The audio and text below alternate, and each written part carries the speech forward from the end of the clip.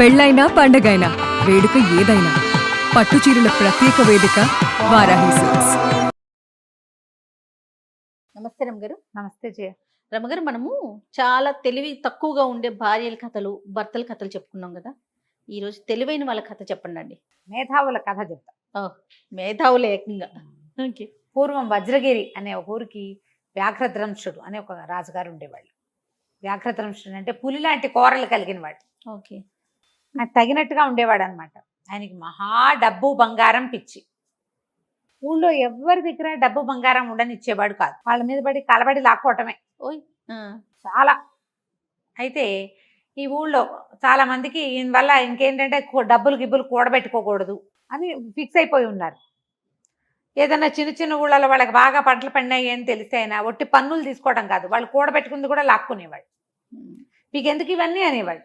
రాజుగారు నా రాజ్యంలో ఉండాలి అలాంటి ఫీలింగ్ అనమాట. అన్ని బొక్కసంలోనే ఉండాలి. ఒక్కొక్కరికి అలా ఉంటుంది. అందరూ సర్వనాశనం అవ్వాలి, నేను ఒక్కడిని బాగుండాలి. మళ్ళీ మనం బాగుండేది కూడా వీళ్ళందరి డబ్బుతోటే. సరే, ఏం చేస్తారు పాపం. అయితే ఈ ఊళ్ళో ఒక ప్లేసు, అది మేధావుల పల్లె, మేధావుల పట్నం అనుకో. మేధావులే ఉన్నారు అక్కడ. అందరూ భలే తెలివైన వాళ్ళు. ఆ కాలనీలో చాలా తెలివిగల వాళ్ళు ఈ తెలివిగల వాళ్ళంతా ఒక కల్ట్, ఒక గుంపుగా ఏర్పడి ఒక చోట ఉన్నారు. ఏం చేసుకున్నారంటే దానికి మొత్తానికి గోడ కట్టి ఆ కాలనీకి గేటు కూడా పెట్టుకున్నారు. గేటు ఉంది దానికి. వాళ్ళే ఉంటారు. ఈ రాజును చొరబడినివ్వకుండా ఉంచడం కోసం చేసిన ప్లాన్ అనమాట అది. రాజు ఊరుకుంటాడు. రాజు ఎందుకు ఊరుకుంటాడు? కొన్నాళ్ళు అయిన తర్వాత ఈ మేధావి పట్టణంలో బాగా డబ్బులు చేరినాయని తెలిసింది అతనికి. తెలిసి ఏమన్నాడు, సైనికులకి సైన్యాధిపతికి అందరికీ చెప్పాడు, అరే మనం వెళ్ళి వాళ్ళ మీద పడదామని. వాళ్ళు అసలే మేధావులండి, వాళ్ళతో చాలా కష్టము, వాళ్ళు చాలా తెలివైన వాళ్ళు అని ఇద్దరు ముగ్గురు చెప్పారు. ఇంతమంది వెళ్ళిపోయి జనం గుంపుతో పడితే వాళ్ళు ఏం చేస్తారు? అవును, వాళ్ళ సంగతి చూద్దాం అనుకుని పెద్ద మంచి అట్టహాసంగా బయలుదేరారు. ఎప్పుడైతే వీళ్ళ అట్టహాసం తెలుసుకున్నారో మేధావిపట్నం వాళ్ళు ఏం చేశారు, తలుపులు వేసేశారు. గేట్ తలుపులు వేసేసి ఉండేసరికల్లా రాజు అట్లాంటివి సహించాడు. వాకిలి తలుపులు వేసి ఉంటే ఎందుకు ఊరుకుంటాడు? ఆయన బయట నుంచి కొట్టించడం మొదలుపెట్టాడు. వీళ్ళందరూ తలుపులు నొక్కి పెట్టారు. వీళ్ళకి తెలుసు లోపలికి వచ్చాడంటే చచ్చామే మనం.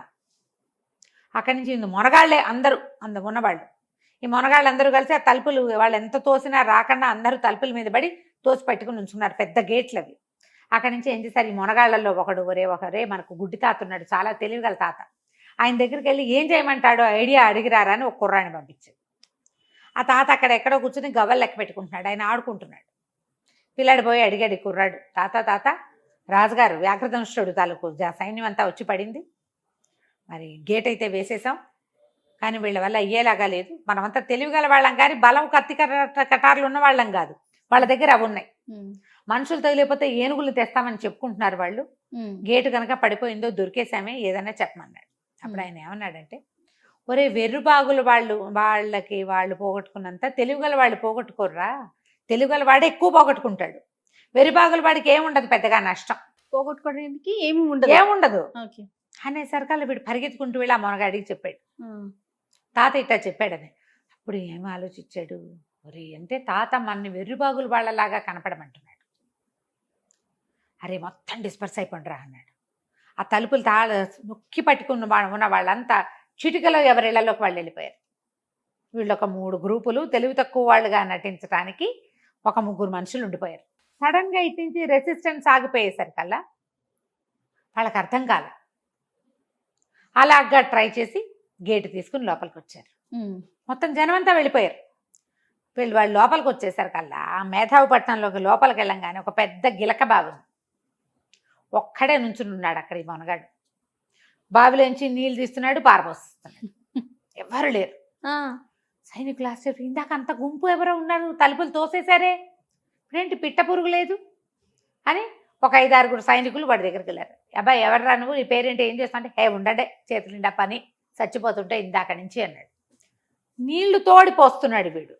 అది కింద కొంచెం చీకటి పడింది, రాత్రి కొద్దిగా చీకటి పడింది.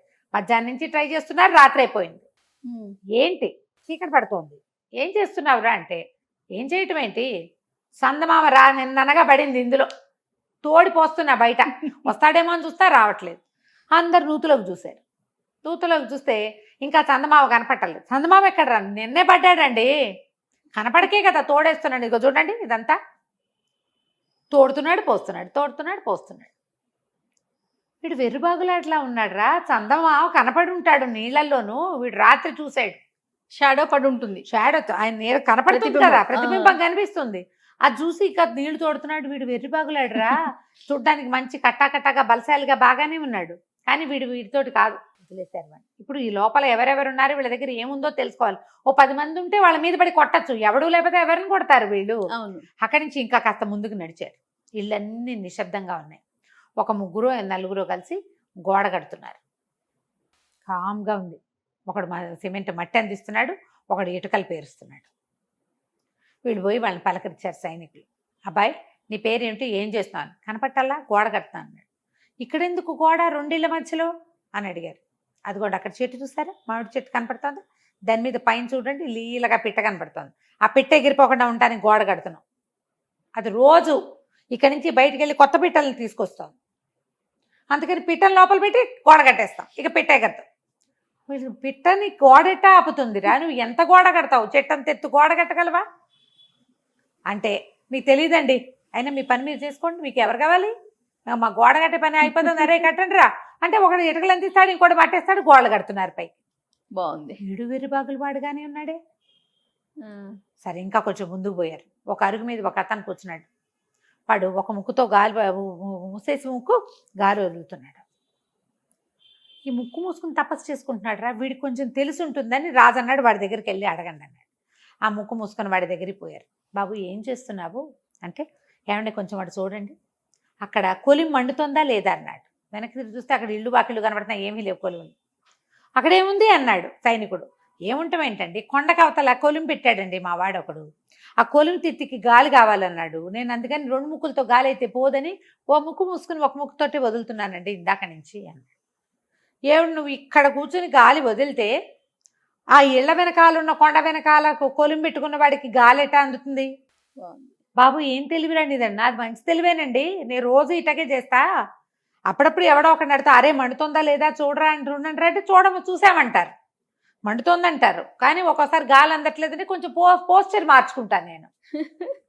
సూటిగా లేదు పక్క పోతుంది గాలి అని చెప్తారు మా వాళ్ళు. వీడే తింగర వేదం అనుకుంటే మిగిలిన వాళ్ళు ఎంత తింగరాళ్ళు. అక్కడి నుంచి వాడిని నిర్ఘాంతపోయారు సైనికులు.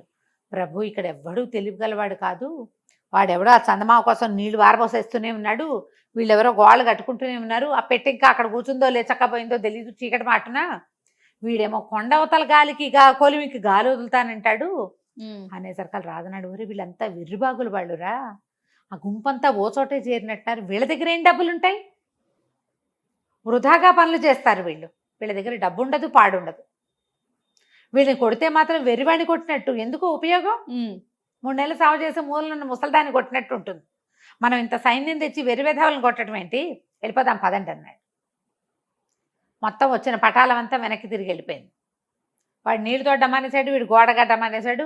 3వ వాడు పరిగెత్తుకుంటూ తాత నీ ప్రయత్నం ఫలించింది, నీ ఐడియా ఫలించిందని చెప్పాడు. ఆ తర్వాత ఎప్పుడూ మేధావిపట్నం వైపు రాజుగారు రాలేదు.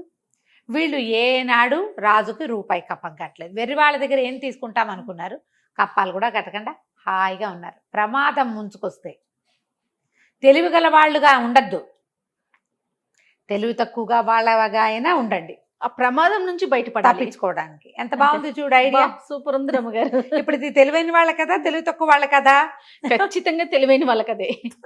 చాలా బాగుంది. కథ కంచికి మనం ఇంటికి. నమస్తే రమ్మగారు. నమస్తే.